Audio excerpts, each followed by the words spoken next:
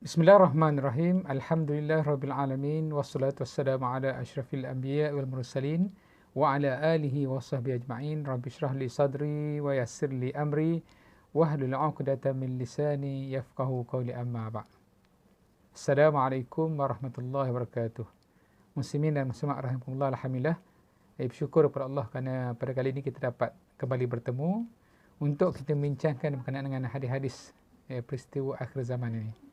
Dan insyaAllah pada kali ini kita akan menyambung perbincangan yang berkenaan dengan hadis yang ke-23 daripada 40 hadis peristiwa akhir zaman ini, iaitu yang diletakkan tajuk oleh pengarang ataupun penyusun, pengkhianat dikatakan jujur dan yang jujur dikatakan pengkhianat.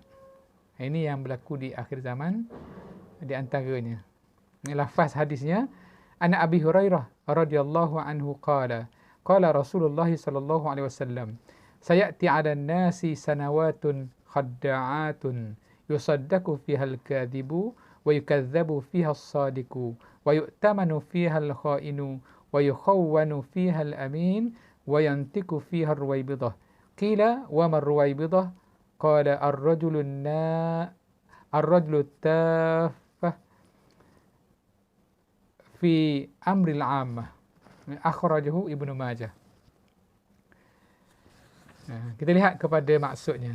Daripada Abu Hurairah radhiyallahu anhu, beliau berkata, Rasulullah sallallahu alaihi wasallam bersabda, akan datang pada manusia tahun-tahun yang penuh dengan ketandusan, iaitu kemarau panjang. Pada waktu itu pendusta dikatakan benar dan orang yang benar dikatakan pendusta.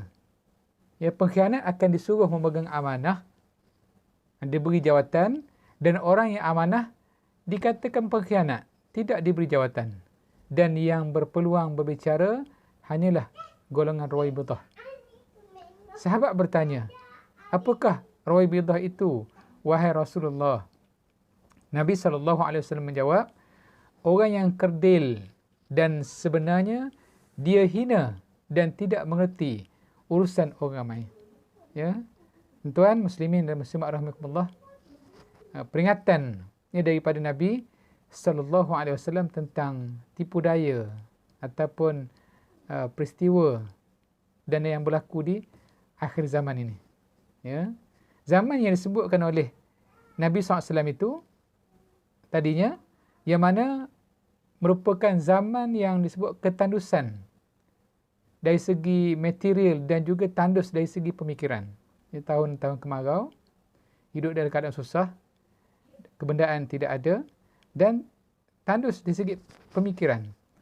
Manusia telah hilang pertimbangan dalam menilai sesuatu dan bertindak. Sehingga orang yang benar akan diketepikan. Manakala orang yang khianat, orang yang fasik akan disanjung dan dibesar-besarkan.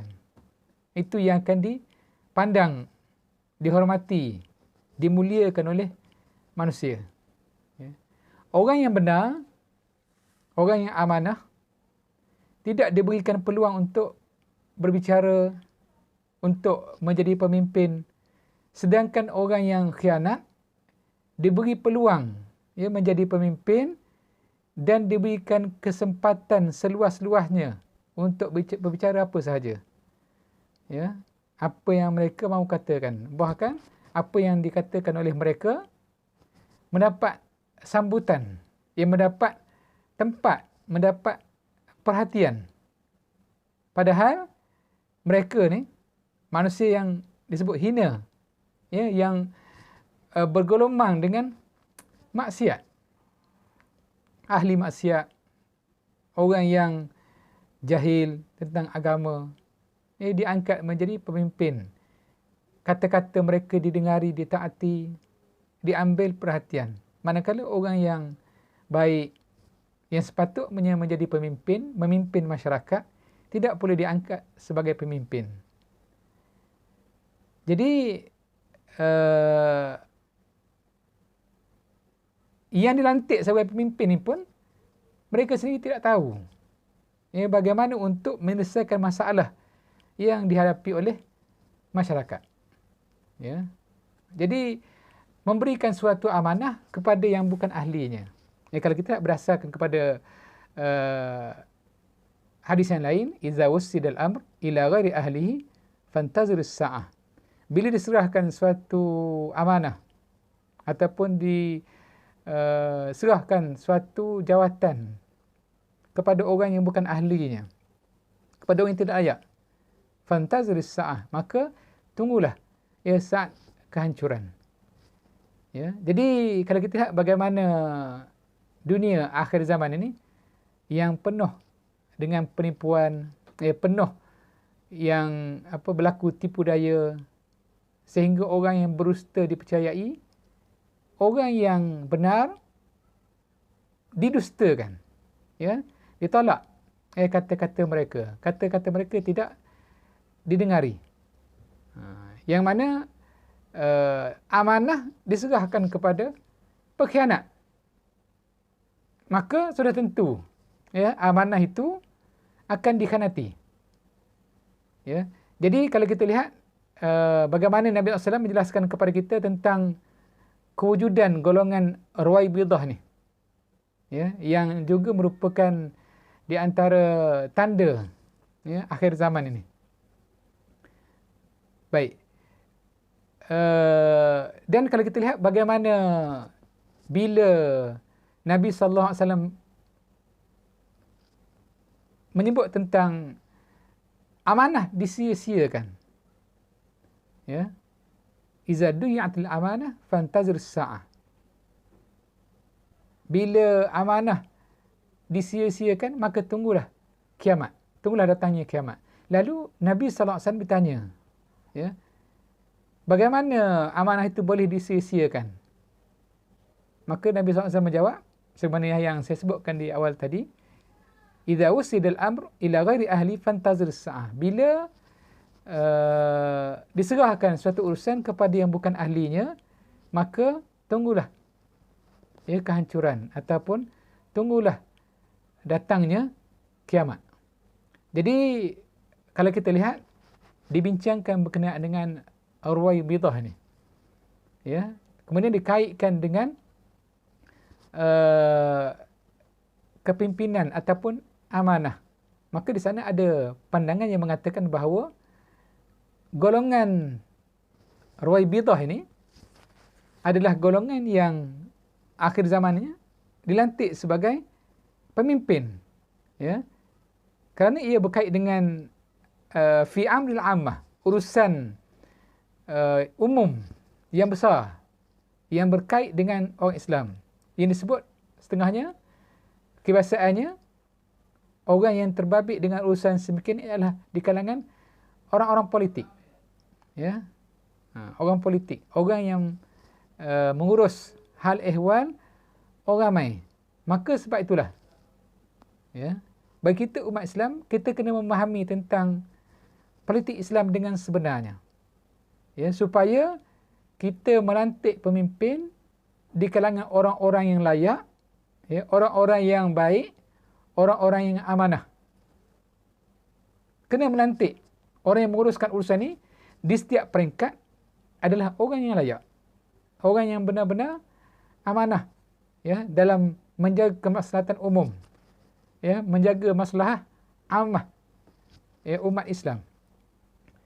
Jadi bagaimana kalau kita lihat firman Allah Subhanahu Wa Taala dalam surah An-Nisa, ya ayyuhalladzina amanu atii'u Allah wa atii'ur rasul wa ulil amri minkum. Wahai orang yang beriman, taatlah kamu kepada Allah, taatlah kamu kepada Rasul dan ulil amri di antara kamu. Yang mana disebutkan oleh ulama, ulil amri ini adalah pemimpin yang tertinggi dalam sebuah negara yang mesti ditaati oleh rakyat, yang mereka ini juga adalah golongan yang taat kepada Allah dan Rasul. Punya sifat-sifat ketaatan dan punya sifat orang yang beriman.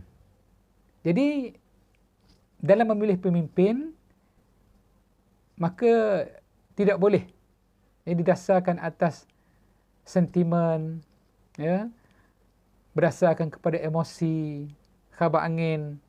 Sebaliknya, untuk melantik pemimpin mestilah berdasarkan kepada fakta yang benar.